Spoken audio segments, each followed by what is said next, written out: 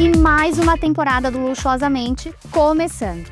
Essa quarta temporada está simplesmente, como eu posso dizer, incrível, maravilhosa, perfeita. Ai, não sei porque assim, tá muito impactante, acho que é isso, impactante. Convidados incríveis, muito conhecimento, muita profundidade e agora vai começar o primeiro. E adivinhem só quem é a minha convidada de honra para abrir essa temporada.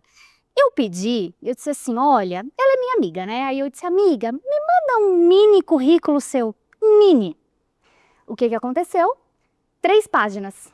E esse é o mini. Eu disse, gente, como que eu vou apresentar essa pessoa? Eu vou até abrir aqui, ó, porque assim, é quase um livro. Porque assim, ela também gosta de escrever livros. Sabe aquela mulher incrível? Competente, inteligente, mais do que isso, aquela pessoa que te estimula a pensar. Eu sempre falo com ela sobre isso, que ela é uma amiga que me estimula a pensar, que toda vez que eu vou bater um papo com ela, eu preciso estudar antes. E foi exatamente isso que aconteceu. Estudei antes para chamá-la para mais uma edição e para ser minha parceira aqui e falar sobre um tema que está tão em alta. Mas antes de falar um tema, Maia Matiasi, seja bem-vinda. Ai, obrigada pela apresentação, que fofo. E eu não contei nada, né? Não falei nada do currículo, mas eu vou deixar ela contar, porque, gente, não dou conta. Mas eu gostei da parte que você falou, me estimular a pensar. Essa parte eu gosto. Gosto que as conversas gerem insights pra gente, ou curiosidades, que façam a gente refletir, mudar de ponto de vista. E, inclusive, uma curiosidade, né? A gente começou o podcast Luxuosamente juntas, lá atrás. E justamente por uma conversa sobre um pouco do tema que a gente vai falar hoje, que é sobre... Olha só. E aí foi onde tudo começou. E agora a gente tá aqui na 4ª temporada, juntas de novo, pra falar sobre esse tema. Olha só, né? Você vê que esse tema tá sempre em pauta, né? Sempre em pauta. E cada vez mais, né? É. E dessa vez... Mas, Maia, conta um pouquinho, brevemente, sem 4 páginas, da sua história. Ai, meu Deus. Vai lá, conta. Bom, gente, é um prazer estar aqui e falar com vocês. Obrigada, Manu, é sempre muito legal quando a gente tem a oportunidade de bater um papo.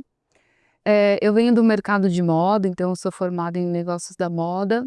A gente se conheceu no Marangoni, né, estudando fashion business, então tenho esse desejo de entender sempre mais sobre gestão de negócios de moda, universo da moda. Eu não trabalhei sempre com o mercado de luxo, na verdade eu trabalhava com o mercado popular, então trabalhei bastante com... Pulei uma parte, tá, da história, da parte que eu trabalhei em revista e tal, mas vamos direto para essa parte do digital. Até porque, né, gente, a gente tem um prazo. E se essa mulher contar tudo que ela já fez... Não, mas para a gente poder chegar no que importa, né, mas no digital, então, trabalhei muito mais com marcas populares do que marcas de luxo, só que uma das marcas onde eu trabalhei, ela tinha, dentro da classe C, um posicionamento premium. E aí saiu uma pesquisa da revista Veja, falando sobre as marcas de luxo mais desejadas pela classe C. E aí estavam as marcas, assim, eu lembro que era Land Rover, aí vinha alguma outra, aí vinha essa marca, tá, de roupa, e aí mais um monte de outras marcas, então todas internacionais de luxo de fato, e a gente lá, eu falei, nossa, que interessante, né, isso, e comecei a estudar mais o mercado de luxo, e assim foi, e aí, enfim, agora eu atuo em todos os mercados, mas sempre com esse olhar do que uma comunicação premium ou de luxo pode agregar de valor para a moda, né? E aí, usando o digital, não sei como explicar, gente, é difícil, deve ser por isso que eu não consigo me vender muito. Mas a gente vende rapidinho, já vamos vender aqui a Maia. Mas deixa eu falar uma outra coisa, que já aproveitando aqui para fazer um jabazinho. Lógico. Eu sou professora da SPM, lá a gente tem um hub de moda, luxo e beleza, tem 2 pós-graduações, uma em gestão de luxo contemporâneo, com professores incríveis, e uma outra que é para marketing digital de moda e beleza. Então são 2 pós onde eu dou aula e que falam exatamente sobre isso aqui que a gente vai falar. Que suspense, né? Exatamente sobre isso aqui que a gente vai Ai, falar. meu Deus, eu nem Então, sei suspense. direito o que. Não, e outra coisa, né? Ela tem alguns livros, ela tem livros sobre metaverso, que eu adoro falar. Todo mundo que me pergunta, e a Maia, ela tem um livro sobre metaverso. Ela tem diversos, mas esse, eu foco porque, gente, é uma mulher. Olha só, que poderosa. Escrever, eu não sei nem falar o que é metaverso, e ela tem um capítulo lá, ela fala tudo sobre metaverso, mas é incrível. Mas acho que chegou a hora, Maia. Vamos revelar? Qual é o Rufamos tema tambores. dessa conversa? Gente, então, a ideia desse episódio e dos próximos também é a gente falar sobre o que está acontecendo nesse mundo virtual, no TikTok, no Instagram, dentro do mercado de luxo, depois do boom dos vídeos das fábricas chinesas. É verdade? Não é verdade? É marketing? Não é marketing? O que está acontecendo? O que está acontecendo com o mercado de luxo? O que está acontecendo com o digital? Como o digital influencia as marcas de luxo? Como que foi essa ação orquestrada da China?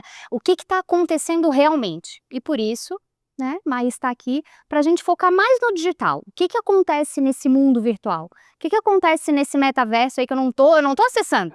Eu não tô acessando esse metaverso porque eu não tô tendo noção. E aí eu queria saber de ti, Maia, porque assim, a gente já sabe que já foi um desafio para as marcas de luxo. Sempre foi um desafio. O digital, o online, sempre foi. Elas sempre foram muito resistentes. Depois da pandemia, as coisas começaram a evoluir numa velocidade muito mais acelerada. A gente vê e-commerce, a gente vê TikTok, Instagram, LinkedIn, todas as redes e todas as pessoas se posicionando. Antes era só a marca. Só a marca que falava. Então eu sou aqui a Chanel, sou aqui a Dior, sou aqui a Hermès e eu estou me comunicando com o meu consumidor, com o meu cliente. Agora não, agora o cliente fala, a fábrica fala, o que não é cliente fala, todo mundo fala. E aí é mais um segundo desafio para as marcas de luxo. Como que tu enxerga isso, esse desafio das marcas? E aí depois eu já vou emendar uma pergunta agora mesmo para te já emendar o que foi isso das fábricas da China? E qual é o impacto disso? Porque é o digital. E o digital traz acesso.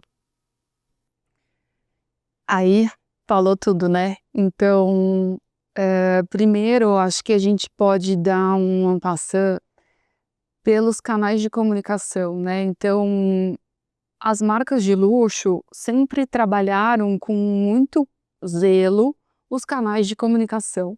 Então, aonde eu vou estar, aonde esse material vai circular, pensando em tempos anteriores ao digital, né? Então, que revista, onde vai estar, aquela questão de um fala para o outro, de grupos muito seletos e muito pequenos. Então, tudo, vamos dizer, estava muito sob controle, né? O acesso à informação era muito difícil. E aí o digital trouxe uma outra perspectiva para o mundo, não foi só para o luxo, e o luxo demorou muito a entender como ele poderia trabalhar. E nessa época aí que a gente está falando de 2000 a 2005, 2010, por aí, as marcas de luxo tiveram muita dificuldade para entender como trabalhar digitalmente, então muitas sequer tinham sites ou perfis em redes sociais. Até hoje a gente vê Chanel não tem conteúdo no TikTok, tem lá salvo e tem um monte de gente produzindo conteúdo, mas a marca produzindo conteúdo para colocar ali, não. Então, algumas dúvidas sobre como trabalhar isso. E o que antes era um canal de comunicação, tá? Que era uma via de mão única. Eu falo, tá, o E que eu você quero, escuta. você escuta e depois você vai até o ponto de venda. Dentro do ponto de venda, eu tenho controle total sobre a experiência, sobre a narrativa, então a questão do storytelling dos produtos, então assim, né, de um atendimento privado, tudo muito controlado. Quando a gente abre para o digital, primeiro que eu começo a acessar pessoas que não teriam acesso a mim, né? Meu produto começa a aparecer para pessoas que sequer sabiam que eu existia. E as informações começam a circular, independente da marca produzir ou não, né? Então as pessoas começam a falar, fazer unboxing, e isso já é super disruptivo para o mercado de luxo, né? Que é não ter controle disso. Então, aonde vai parar? Pessoas que eu vou colocar aqui entre aspas, tá? Porque eu não sei nem como explicar isso. São tantas camadas, né, de complexidade, mas assim, pessoas que não são o perfil de consumo da marca, tá? Fazendo unboxing, falando que compraram ou que receberam, e quem está consumindo esse conteúdo não tem certeza. Então, às vezes, você vê alguém fazendo um unboxing como se tivesse recebido aquilo da marca, e na verdade a pessoa comprou e está fazendo, fora o que a gente vai evoluir na conversa, né? Enfim, isso a gente está falando de produtos originais que a pessoa vai lá na loja, compra. Eu já vi tanto conteúdo, talvez vocês já tenham visto também. Maquiagem e tal. Ai, olha o que eu ganhei, gente, olha o que a tal marca me mandou. E aí você vai ver, a marca não manda produto para ninguém, então, enfim. Mas tem toda essa estratégia aí que é outra coisa que não tem a ver com... E aí o consumidor, às vezes essa pessoa que está abrindo, fazendo o unboxing, não é o consumidor, né? Ali é realmente uma pessoa que está só querendo se promover em cima daquilo. E que aí a gente entra no assunto do fake, por exemplo. Que muitas vezes o produto ali é um produto fake. E aí o consumidor que está assistindo essa pessoa acha que é real. Porque ela vê a fração dentro de um todo. E aí acha que é um produto real e se interessa. E aí, aquele é o consumidor verdadeiro. Porque o conteúdo é bonito, porque o vídeo é muito bem elaborado. Só que o produto muitas vezes não é nem real.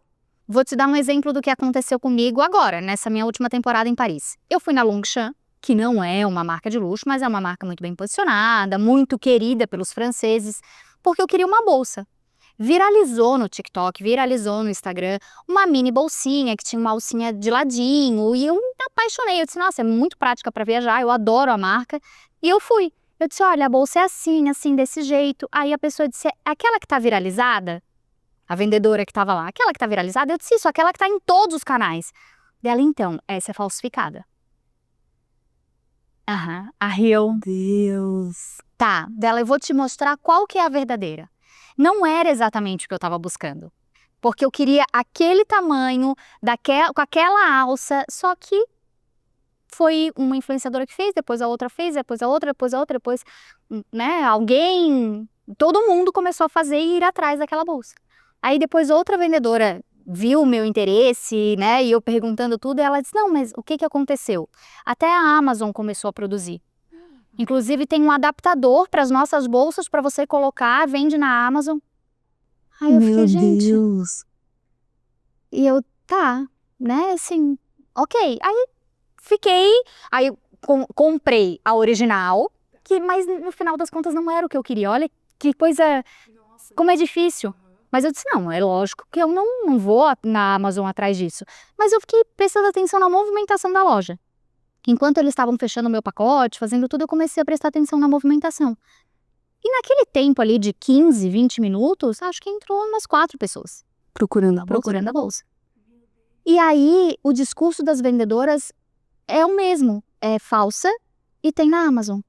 Você pode comprar o adaptador na Amazon. Eu disse, gente, mas como que a marca ainda dá esse tipo de informação?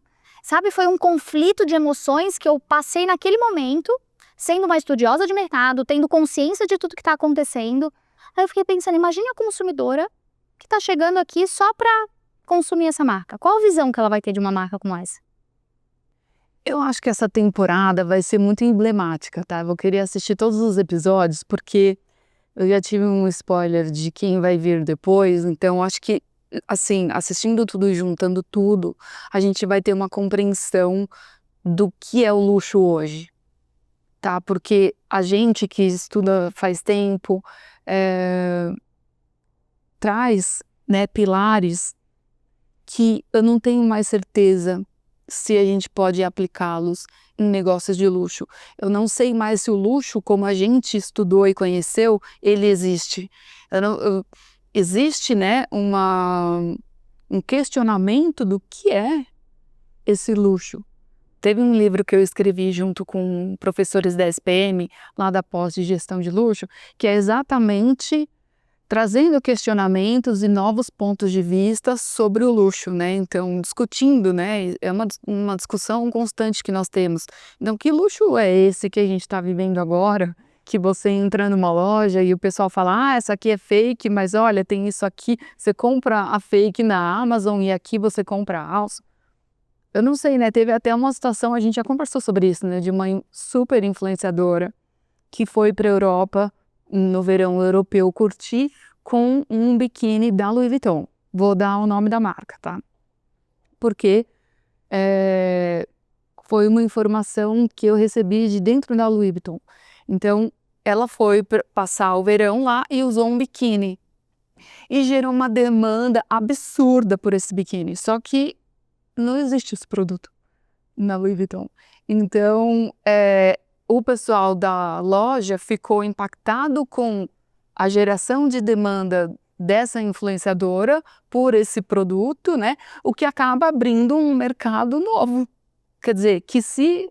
Aí eu pergunto e me questiono, enfim, abriu uma oportunidade para a marca pensar, poxa, posso produzir biquíni, mas aí isso seria ela, né, ampliar demais e atingir eventualmente um público que ela não quer, e aí ela deixaria de ser luxo, e vários questionamentos assim, né? Ou, tudo bem, então eu consumi um falsificado, já que eu quero muito, eu achei legal. Sabe a questão de falsificações serem melhores do que os originais? Então, assim, como se quem está fazendo a falsificação estivesse entendendo a dor A dos demanda do mercado, consumidores. que ele está realmente buscando, né? Tem um antropólogo brasileiro super legal, Michel Alcoforado, que ele fez uma pesquisa e aí na pesquisa que ele conta no canal do YouTube dele, ele estava especificamente falando de um resultado em relação à Lacoste, né? E que ele foi ver produtos falsificados com um jacaré gigantão, assim, né? E aí ele perguntava para a pessoa que estava vendendo se aquele produto existia. E aí a pessoa falava, não existe, mas esse aqui é muito melhor, porque olha o tamanho do jacaré. Entende? E aí a gente entra na questão semiótica, né? Então, o quanto eu preciso que esses símbolos sejam grandes, e aí você tem em contrapartida um pipe luxury, e tudo isso está muito difícil de ter controle num ambiente digital, porque você tem muita gente postando muita coisa, e aí se mistura, né, o que é falso, o que não é. Então, agora sou eu com as minhas pesquisas, tá? Sabe que teve aquela matéria na revista Piauí falando das superfakes, e ele cita alguns pontos na cidade de São Paulo que vendem superfakes e tal, que eram lugares que eu já ia para pesquisar, né? E aí, conversando com os vendedores das lojas, né, porque assim, para pesquisa, você tem que ir para pesquisa e fazer essa imersão mesmo. Então, eu tenho o WhatsApp do pessoal, né? Eu vejo a questão da comunicação. Ou seja, a venda funciona presencial, funciona É por omnichannel, amor. tá. É totalmente integrado. Você não está entendendo, se quiser te manda por motoboy em casa. Quando você começa a ver a agilidade, você fala, gente, como eles solucionam as dores do mercado muito mais facilmente do que as marcas de fato, né? E aí, nessas conversas com algumas dessas lojas que vendem produtos, eu achei interessante que eles não abrem o nome de ninguém, né? E olha que eu tentei, hein? Eu não ia contar aqui não, mas assim, não contaram nada, mas falaram muito sobre influenciadores que compram lá. Mas isso aí, né, tu me disse se eu tô no meu raciocínio certo. Quando a gente tem um influenciador que precisa estar o dia inteiro no digital, precisa estar o dia inteiro presente, o dia inteiro mostrando, e mostrando coisas novas, porque o público espera por isso, porque o público vê aquela fração da vida dele e acha que, né, a vida dele é assim. Precisa ter o tempo inteiro novidade. Sim. E como é que eu vou manter essas novidades? Como é que eu vou ter uma Birkin de cada cor? Como é que eu vou ter uma Kelly de cada cor? Como que eu vou ter uma Chanel de cada cor? Aí é onde o mercado cresce de superfakes, porque eu preciso abastecer o meu ego, abastecer o meu público de informação e de novidades, que ele acha que é novidade, mas não é uma novidade, né?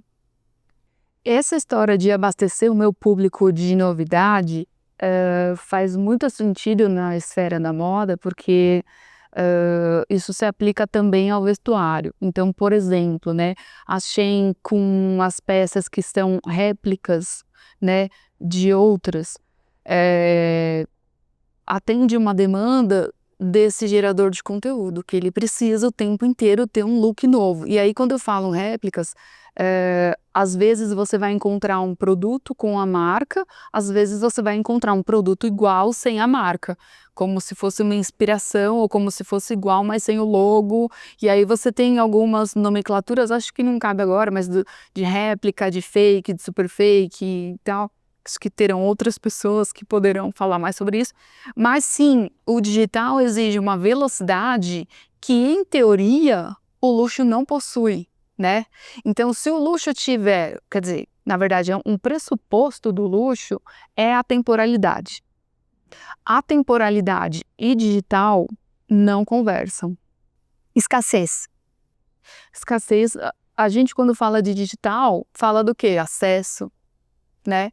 Então, acesso para todos, democratização da informação. Uma das primeiras coisas do digital é a possibilidade da gente ler publicações que antes a gente dependia de quem viajava trazer. Então, a gente dependia de editoras de moda ou pessoas que viajavam muito trazerem revistas. Imagina, na mala, um negócio pesado, caro, para a gente poder ver ou viajar e fazer pesquisa de tendência. Hoje você vê ao vivo o que está na vitrine, então tudo... Vê os desfiles, né? Ao vivo, né? Os desfiles ao vivo também, que já foi um super divisor de águas. Então, a Burberry tem um papel aí importante, né, nessa questão das transmissões, de poder assistir e poder assistir com uma visibilidade muito maior do que se você estivesse lá na terceira fileira. Então, ou você é primeira fila, né?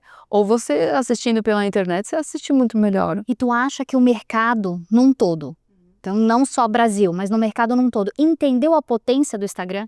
E por que eu te pergunto isso? Entendeu a potência das redes sociais? Porque quando a gente vê as fábricas da China trazendo à tona todas as informações, a gente tenta buscar... Peraí, será que a Hermès realmente tem uma parcela da produção lá? Será que Chanel tem realmente? Até que ponto isso é verdade? Até que ponto isso é mentira? Até que ponto isso é um marketing? Até que ponto eles estão usando disso tudo para se promover? E dizer, olha, a gente está surfando essa onda, tem essa tendência, então eu vou jogar aqui, eu vou falar, tudo muito bem, né, cronometrado, organizado, para que seja impactado mesmo, o mundo inteiro seja impactado. E influencie na decisão de compra das pessoas. E que faça com que ela fique apenas segura comprando no ponto de venda, porque aí a gente entra com o second hand, por exemplo, né? Que era um mercado que estava assim num crescimento absurdo. A gente começou as nossas discussões por conta disso, né? Eu era uma consumidora de second hand e depois de vários escândalos, eu já não sei mais o que é o quê. Então, assim, uma coisa é eu consumir uma coisa fake, que eu sei que eu tô consumindo. Outra coisa é eu achar que eu tô consumindo original, pagar por isso e o produto ser fake. Então, existe tecnologia que poderia me assegurar isso? Existe, tá? Existe uma blockchain voltada para o mercado de luxo, uma iniciativa bem interessante que já vem sendo aplicada em algumas peças, mas muitas outras a gente, né, desconhece. Então, tudo nos leva ao quê? A um sentimento de medo, e aí esse sentimento de medo fortalece o nosso desejo de só comprar dentro do ponto de venda, porque aí eu tenho certeza, né, que eu estou comprando o produto original. Mas nesse caso do que está acontecendo agora, dessa explosão, acho que tem um fator político muito importante, tá? Eu não vou me aprofundar, até porque não é a minha área de especialidade, né? Mas essas medidas do Trump em relação aos mercados internacionais e principalmente a China, né, para proteger o mercado americano e etc., fez com que, tá, gerasse um comportamento por parte do mercado chinês de falar, peraí, né, vocês estão fazendo essas medidas de proteção interna e etc., não vou me aprofundar se isso é bom ou não, mas entende que isso vai gerar um impacto lá e assim, em um determinado momento do tempo, todo mundo levou as suas produções para a China, tá? Todo mundo buscou lugares aonde o preço né, o custo de fabricação do produto fosse menor e que a qualidade pudesse ser a mesma de ateliês. Daí vou falar de Europa, né, na Itália ou na França, enfim. E a China foi se especializando com o passar dos anos. Então, antigamente a gente falava de um produto chinês de uma forma pejorativa. É made in China e tal. E agora é o seguinte, gente. Você vai para a Europa, tudo é made in China, Bangladesh ou Camboja, onde for, né? Dependendo do segmento. E eles não entregam mais aqueles produtos sem qualidade, né? Eles melhoraram absurdamente.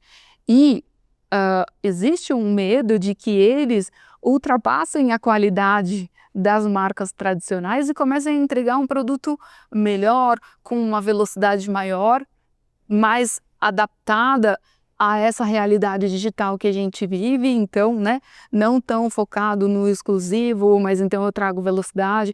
Tem várias coisas acontecendo e quando a gente vê reportes de marcas que tem capital aberto, tipo o LVMH, a gente vê que a conta não fecha entre exclusividade, tá, que é falada e que é esperada de uma marca de luxo versus faturamento. Então, alguma coisa aí não bate, entendeu? E aí, quando a gente vai estudar e ver coisas da marca, a gente vê algumas estratégias para que isso não seja percebido, como, por exemplo, a questão de collabs, né?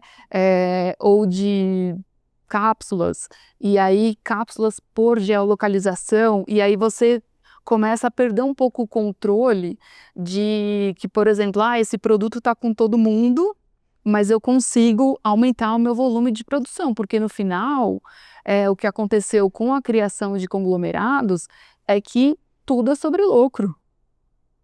Então, a gente não pode ser hipócrita e falar, não, eu vou prezar pelo manual, pelo isso e aquilo. A hora que eu abro capital, eu tenho investidores ali, eu respondo para eles. Eu respondo para o cliente e eu respondo para eles. Tá, mas né, se eles tirarem o dinheiro dali, o valor da marca ali no mercado vai cair. Enfim, e uma sequência de coisas vão acontecendo. E isso é muito perceptível depois da última notícia que a gente teve, né? Que Hermès está valendo mais que LVMH. Exatamente. Que Hermès são eles. São eles, LVMH é um grupo onde tem que ficar jogando xadrez. Peraí, eu quero lucro, eu quero lucro. E não que a Hermès não busque pelo lucro. Muito pelo contrário. Se ela é a mais valiosa, ela tem uma lucratividade altíssima. Só que ela detém de todo o controle.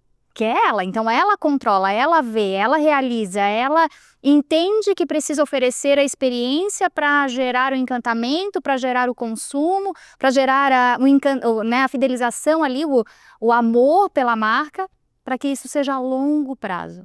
Uma coisa que eu sinto falta muito no mercado de luxo, daquele que eu conheci há alguns anos atrás. Não precisamos falar no passado, né? Quanto tempo a gente está nesse mercado?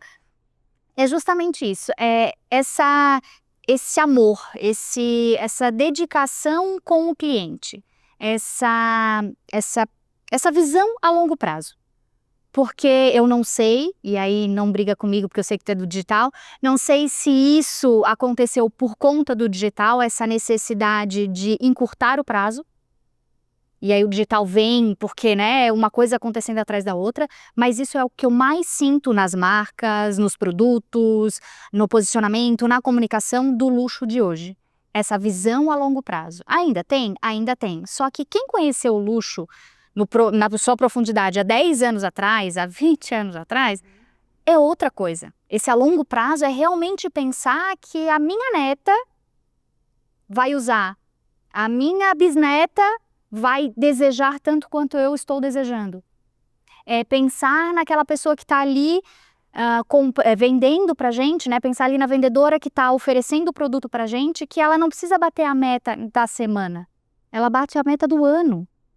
Isso acontece muito nas joalherias, porque são peças, às vezes, de 5 milhões de euros. Como é que eu vou vender em uma semana? Você precisa bater meta, vamos lá, vende esse colarzinho aqui em uma semana. Não, isso é relacionamento.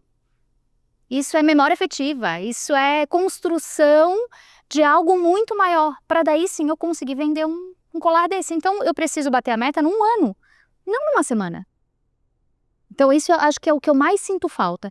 E na minha visão, o digital Destruiu está esse causando castelinho, né? está causando isso. Enquanto você estava falando, eu tava com a minha cabeça tava a milhão aqui, né? Porque o digital, ele impactou a nossa percepção de tempo. Independente de marca, o que nós entendemos como 1 hora mudou do que era 20 anos atrás. Então a gente passaram-se 40 minutos e a gente entende que passou-se 1 hora. É isso que os estudos mostram, tá? Então, o nosso cérebro mudou. Eu não posso descartar isso. Então, independente de ser luxo ou não ser luxo, o digital trouxe para nós essa mudança de percepção de tempo. E aí, falar sobre construir um negócio longevo, né? Que é isso que a gente fala no luxo, o relacionamento, essa construção, geração de valor a longo prazo, ela é totalmente oposto ao que o digital prega. E qualquer coisa que você vá ler ou assistir sobre o digital, seja sobre influencers, sobre marcas, sobre polêmicas, o que for, fala sobre velocidade, né? Então, como aquilo aconteceu rápido, como aquele conteúdo foi postado e ele viralizou em 12 horas, em 24 horas e atingiu não sei quantos milhões, e aí do dia para a noite a pessoa ficou famosa, ou do dia... Então, é tudo do dia para a noite. Aí você vai falar... Eu, como pessoa que atende empresas, né? Eu vou conversar com os donos das empresas e falo, então, vocês vão investir e isso vai retornar daqui a 5 anos.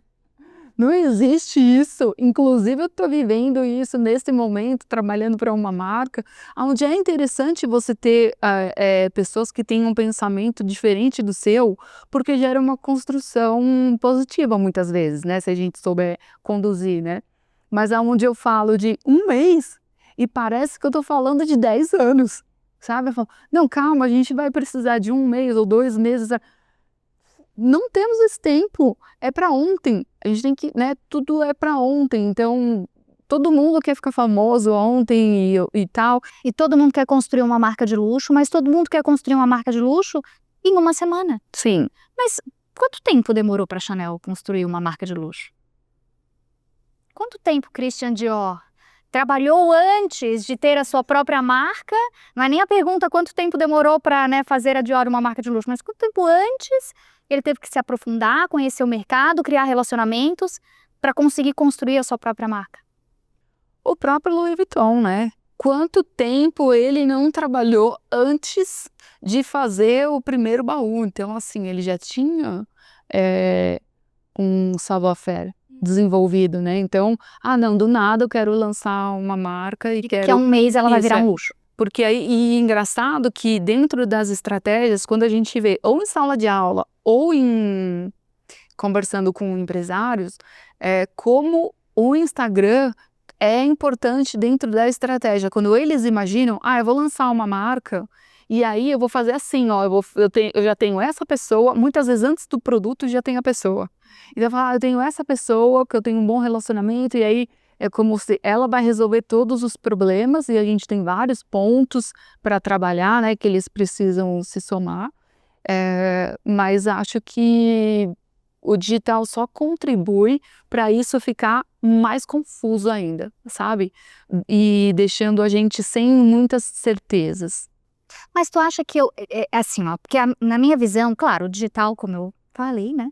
Ele deu uma chacoalhada, ele veio para confundir, veio para complicar, e eu acho que essa questão da percepção de tempo, perfeito, realmente é o que acontece. Mas também tem um outro lado.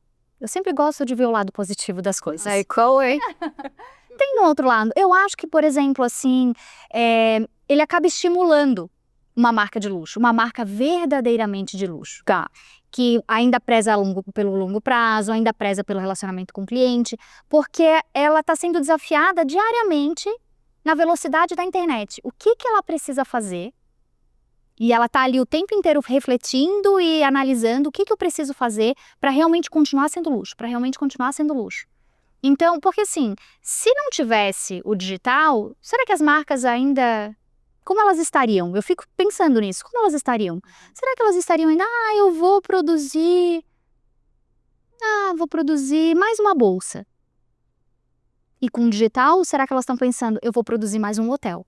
E o meu hotel, a fachada vai ser um baú gigantesco. Ou, eu vou produzir mais um chocolate. Eu vou fazer um ovo de Páscoa que é uma bolsa. Que é uma bolsa que a gente, lançou em não sei quanto. Será que elas pensariam nisso? Porque isso, querendo ou não, oferece uma experiência muito mais profunda para o cliente. Eu deixo de consumir a marca para comer a marca, para dormir na marca, para enxergar a marca, para cheirar a marca. Então, ao mesmo tempo que eu acho que o digital veio e isso é nítido e está confundindo e bagunçando o tempo, eu também acho que ele estimula. Estimula a marca a trazer mais coisas e pensar como vamos manter esse relacionamento.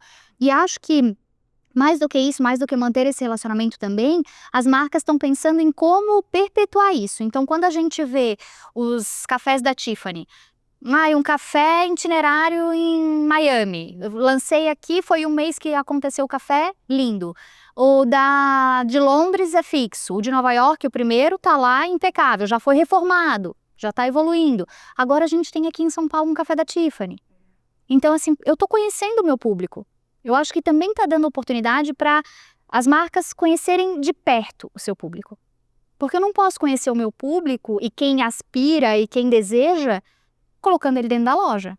Porque muitos não vão nem ter coragem de entrar. Sim, verdade. Agora, dentro de um café, de um chocolate, de algo mais acessível e mais aberto, eu vou conhecer. Tanto aquele que já é meu cliente e que quer viver a experiência, quanto aquele que sonha em ter um produto meu e que tá aqui vivendo essa experiência e tá me dizendo alguma coisa. Eu não compro a bolsa, mas eu compro a bolsa de chocolate. Tá, e em relação ao que você falou de experiência, que eu acho muito interessante, sempre que a gente ouve mercado de luxo, a gente ouve experiência, né? Então, mercado de luxo é experiência. O que é essa tal experiência, né? E antigamente ela era uma coisa, agora ela é outra, então ela também mudou. E uma vez a gente estava conversando com o professor João Braga, e aí ele falou alguma coisa e para mim ficou muito claro que é o seguinte, né? O produto, ele vai ficar mais acessível, no sentido não de preço, tá? Mas de que vou ter que colocar isso na internet, porque eu preciso ter presença digital, porque senão eu perco para marcas novas, né? Foi o que aconteceu lá atrás com o mercado de luxo quando não entrou no digital. E quando eu crio experiências, por exemplo, hotel, eu crio memórias, né? E que são as memórias que a gente tinha lá no passado, da bolsa da Chanel, que passava da avó para a mãe, para a filha, e agora não necessariamente tem mais isso, porque assim, eu não sei se eu quero usar da minha avó, talvez demore 2 gerações para ficar legal aquele produto. Então, agora, a gente passar todo o Natal no hotel X, né, sei lá, que seja o Four Seasons, então cada Natal a gente vai em um Four Seasons diferente, e isso é uma tradição da nossa família, e a gente começa a construir uma tradição, né, que está envolta a uma experiência com uma marca de luxo, então também, e não o consumo de um item em si. E aí para isso você não tem como competir, você não consegue competir com memória afetiva, não consegue copiar. Não consegue copiar, então assim, para sempre aquilo tá com você. Sabe que agora, nessa minha temporada em Paris, meu Deus, eu acabei de voltar, né, gente? Então, eu tô só... tô lembrando de todas as experiências. Eu fiquei hospedada no Le Litre, que é um hotel, que é uma delícia. Só que eu fiquei hospedada lá, só que eu não tinha nem pensado. Sabe aquela coisa de, vamos construir o roteiro, tá aqui, preciso fazer isso, preciso fazer aquilo? Eu não parei pra pensar qual era a rua que o hotel estava. Qual que era a rua que atravessava o hotel? Não, eu simplesmente resolvi, vamos, né? E fui fazendo as coisas. Chegando lá no hotel, eu sempre gosto de largar as coisas e dar uma volta no quarteirão. Isso eu faço em qualquer lugar que eu vou. Eu dou uma volta no quarteirão para ver. Quando eu dei a volta no quarteirão, eu me deparei com a minha primeira escola de francês. Quando eu estudei lá na França, há 20 anos atrás, onde eu aprendi realmente francês. Aí eu olhei aquilo e disse, gente, e tava lá igual, a mesma vitrine, eu conseguia ver a sala de aula lá dentro, tinha uma aluna fazendo aula, aquilo me deu uma emoção e eu disse, tá, sabe como é, me senti em casa, eu disse, eu não quero mais ir embora desse hotel, eu me senti em casa. E aí no dia seguinte eu fui tomar café da manhã, quando eu cheguei no café da manhã, simplesmente, o café da manhã tinha pêssego em calda. Eu nunca vi isso na minha vida, nunca. Pêssego em calda no café da manhã, eu nunca vi isso na França. Não sei, pode até ser uma coisa normal, típica, mas eu nunca tinha visto. Que eu olhei aquele pêssego em calda, eu só não chorei porque eu tava assim, plena. Porque era a sobremesa da casa da minha avó. Nossa. Era isso que a gente comia, pêssego em calda com creme, com leite condensado, creme de leite. Depende, né? Mas tava pêssego em calda. Que eu olhei e disse, gente, isso aqui tem no café da manhã. É lógico que eu comi. E é lógico que teve um sabor completamente diferente. E é lógico que, meu Deus, eu tô na França, lembrando da minha infância, vivendo um momento conectado com aquilo que eu construí aqui nesse país. Foi incrível, incrível. Olha o que uma marca pode te oferecer. E às vezes é até inconsciente. E como que é importante a marca entender quem está frequentando, o que é, quem é, para gerar essas memórias afetivas. Que hora que tu gera? Agora eu posso comer pêssego em calda em qualquer lugar. Eu vou lembrar daquele hotel. Eu vou lembrar do Lelitra, eu não vou lembrar do outro. Eu vou lembrar dele, porque ele foi o primeiro. Ele que disse, olha aqui, olha o que eu tenho, surpresa. Nossa, a hora que eu vi, não, foi incrível, incrível, incrível. E é isso, ele não, agora não tem como copiar.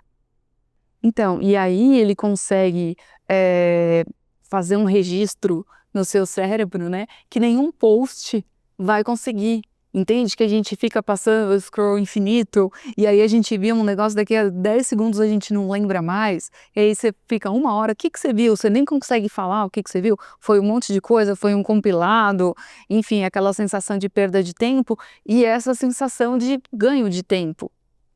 Porque aí ficou registrado, né? Poxa, então da viagem, quais são aqueles marcos, grandes marcos que você traz?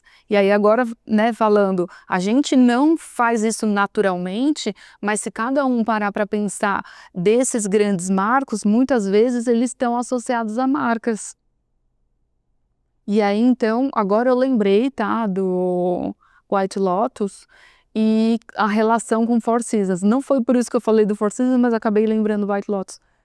Então, construção também, né, de um posicionamento através de uma série, né, ou de inserção em alguma coisa num streaming. Estão surgindo novas possibilidades, né, da gente falar do nosso produto, ou fazer associações, gerar curiosidade, que vão além das ferramentas que a gente tinha antes.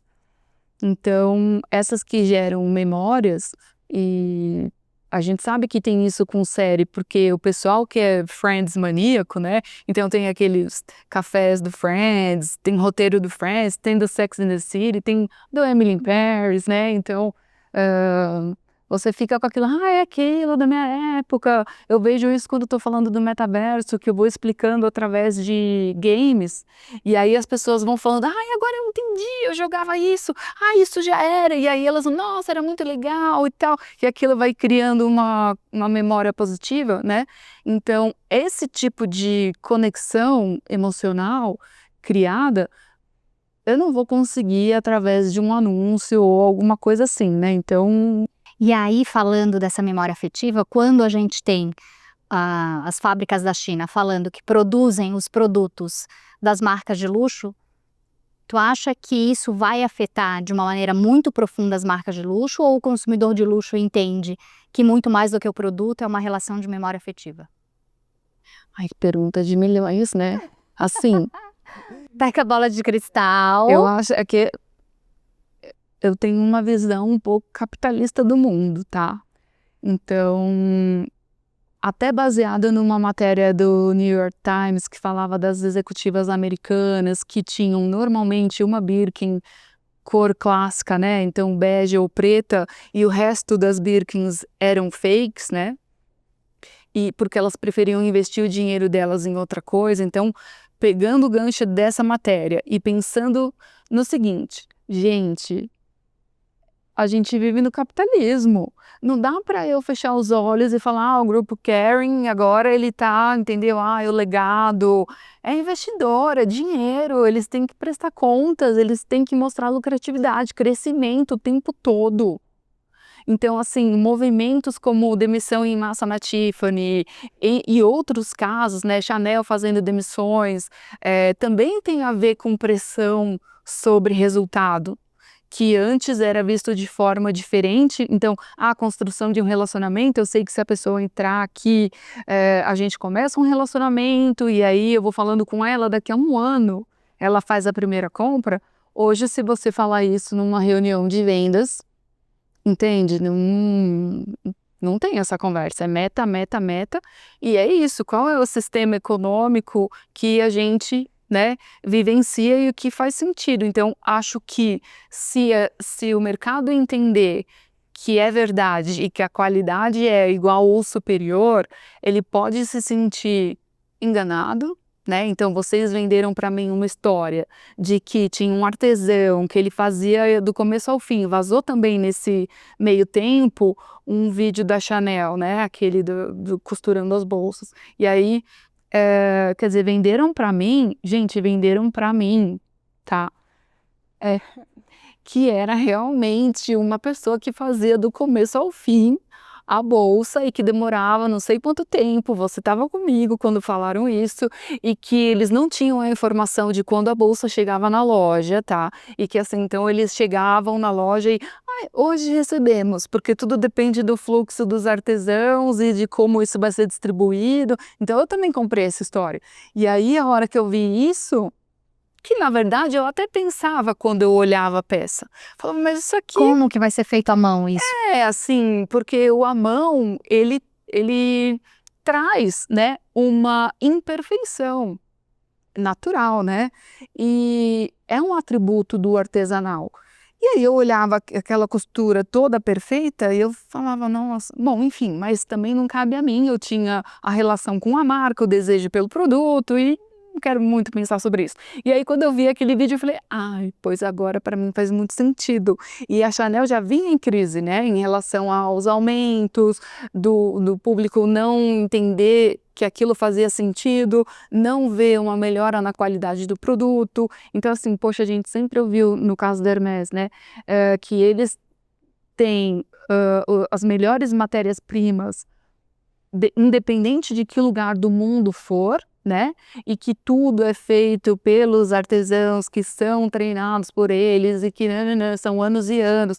A gente sempre comprou essa história. Então, se de repente eu descobrir que tem uma máquina que faz a costura do lenço e que você contou essa história para mim, aí a gente vai ter. Aí é como se fosse um relacionamento, um casamento, uma amizade. Você mentiu, né?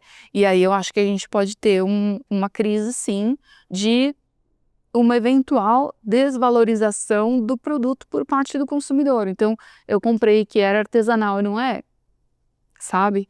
Então, eu não tenho uma resposta. Talvez, dependendo de cada profissional, ele possa ter uma visão, né, diferente. Mas, no fundo, a gente que vive money, money, money, tá? Eu quero ter a certeza de que meu dinheiro está sendo bem empregado. E esses produtos, eles são puxadores de histórias. Então, quando eu venho aqui com a minha bolsa e você fala, nossa, que linda, e eu te conto toda a história, nossa, ela é de couro de não sei o quê, e ela foi feita assim, ou ela foi feita sob encomenda, ou eu esperei 2 anos. E tem toda uma história, uma joia também, enfim. E aí, se eu não posso mais contar essas histórias, então tá, deixa que eu compro a fake, tá? Que em termos de entrega, ela vai ter a mesma coisa, né? E eu gasto muito menos, e aí eu volto para a história da matéria das executivas americanas, né? Então, eu não tenho todas as respostas, mas tem muitos comportamentos, e vamos voltar para a questão do contexto, né? O produto, como ele é visto, depende muito do contexto em que ele está inserido. E quando a gente vai para a experiência, aí entende que eu tenho que levar a pessoa para cá. Se você não tem dinheiro, você não consegue, né? Agora eu tô falando de dinheiro mesmo. Então, se eu não tenho dinheiro, eu não consigo ter a experiência no Four Seasons. Eu posso ir no café da Tiffany, que seria o mastige, tá? Então ali o meu produto de entrada eu posso ter, não compro a joia, mas consumo no café, mas no hotel eu não consigo ficar, né? E aí você vai criando outras formas até de relacionar clientes, porque as marcas fazem isso, né? Os almoços, os lançamentos de produto, também é um espaço de networking para pessoas que consomem, enfim. Então a gente cria uma outra possibilidade ali. Meu Deus, a minha cabeça tá explodindo. Pena que a gente não pode ficar aqui dias e dias falando, mas a gente pode, né, outras temporadas e continuar nesse assunto. Mas Maia, muito obrigada. Eu falei que ia ser incrível e, né, já está sendo. Ainda tem muito mais por vir. São mais alguns episódios que a gente vai falar muito sobre fake, sobre as fábricas da China, sobre a internet, sobre comportamento de consumidor e é tanta coisa. Mas muito, muito obrigada, Maia. Imagina, eu que agradeço. Obrigada, gente. Beijo. E claro que não pode faltar, né? Assina o canal, dá seu like, curte, compartilha. Que mais? Tudo. Não esqueçam e até o próximo episódio. Beijo.